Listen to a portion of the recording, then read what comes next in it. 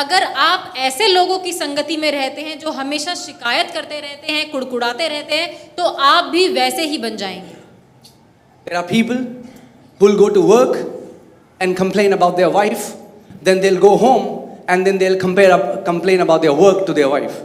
कुछ लोग ऐसे हैं जो जब अपने काम पे जाते हैं तो अपने काम पे जाके अपनी बीवी की शिकायतें लगाते हैं, फिर जब वही लोग अपने घर जाते हैं तो अपनी बीवी से अपने काम की शिकायत लगाते हैं। And they don't know why their life is in a mess. और वो नहीं जानते कि क्यों उनका जो जीवन है वो ऐसी परिस्थिति में है। Today I'm here to tell you मैं यहाँ हूँ आज आपको ये बताने के लिए how you can get out of that pit.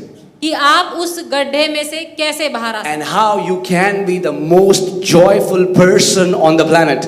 और आप कैसे इस पृथ्वी पर सबसे आनंद से भरे हुए व्यक्ति So हो। that when people will look at you, people will say, man, you are the most joyful, filled with life. You are an exuberating person filled with joy. ताकि जब लोग आपको देखें तो कहें कि भाई तुम में तो क्या बात है, तुम में से आनंद निकलता है, कुछ अलग ही बात है तुम में। Amen? So today I'm going to tell you how thankfulness affects our spirit, soul and body. तो मैं आज आपको बताऊंगा कि कैसे धन्यवाद देना हमारे आत्मा, प्राण और शरीर तीनों पर असर डालती है। And if you will just apply this, man, you will see great changes in your life. और अगर आप इस वचन को, इस संदेश को अपने जीवन में कार्य में लाएं तो आप देखिए कैसे आपका जीवन बदलता है। Amen? Amen. So what does thankfulness do in your spirit? धन्यवाद देना हमारी आत्मा में क्या करता है? Psalm 100 verse 4. Bhajan Samhita 100 Psalm 100 verse 4 says, enter into his gates with thanksgiving and into his courts with praise. Be thankful to him and bless his name. उसके फाटकों में धन्यवाद और उसके आंगनों में स्तुति करते हुए प्रवेश करो, उसका धन्यवाद करो और उसके नाम को धन्य कहो। Now, hear carefully what I'm about to tell you. You cannot praise God without a thankful heart. आप परमेश्वर की स्तुति आप तब तक नहीं कर सकते जब तक आपका हृदय धन्यवादित ना हो। Praise is not fast songs and worship is not slow songs. जो स्तुति करना है वो ऐसा नहीं है कि वो तेज तेज गाने जो होते हैं वो, और धन्यवाद देना वो जो आराधना है वो धीरे धीरे वाले गाने। Praise is not jumping and dancing and singing. स्तुति करना मतलब वो नहीं जहाँ पर हम उछल कूद रहे हैं, नाच रहे हैं। That's dancing and singing. वो तो नाचना और गाना ही है। Praise is born out of a thankful heart. स्तुति एक धन्यवादित हृदय से पैदा होती है। Amen? Amen. And so many people are not thankful because they are not looking at what God has given them. They are always looking at what others have and they don't have. और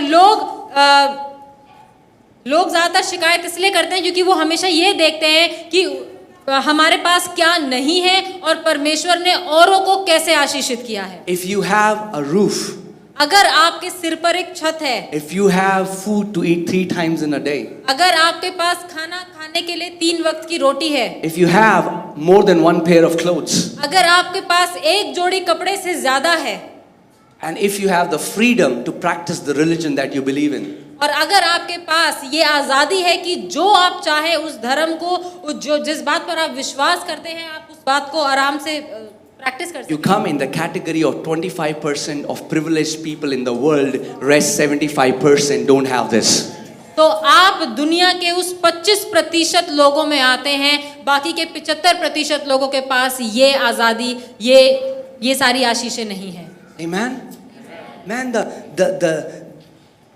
every breath that you're taking is gift from God. हर एक सांस जो हम ले रहे हैं वो परमेश्वर की ओर से एक तोहफा है। Amen?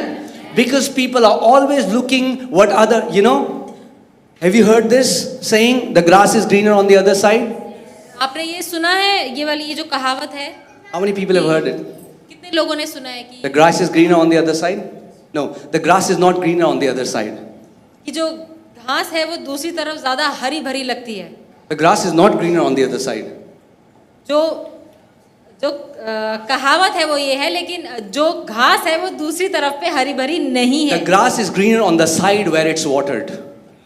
घास उस तरफ में हरी भरी है जहां पर पानी दिया जाता है. Because you don't water your grass and you complain about the guy who waters his grass, you are jealous and you complain that your grass is not green. If you would have focused on your grass as much as you focus on his grass, your grass would have been greener. आपके हिस्से की जो घास है, अगर आपने उसको पानी दिया होता और इस बारे में शिकायत ना करी होती कि उसकी घास इतनी हरी भरी क्यों है, तो आप अब देखते कि आपकी घास भी हरी भरी है. Amen? Guys, are you getting what I'm saying? आप समझ रहे हैं मैं क्या कह रहा हूं?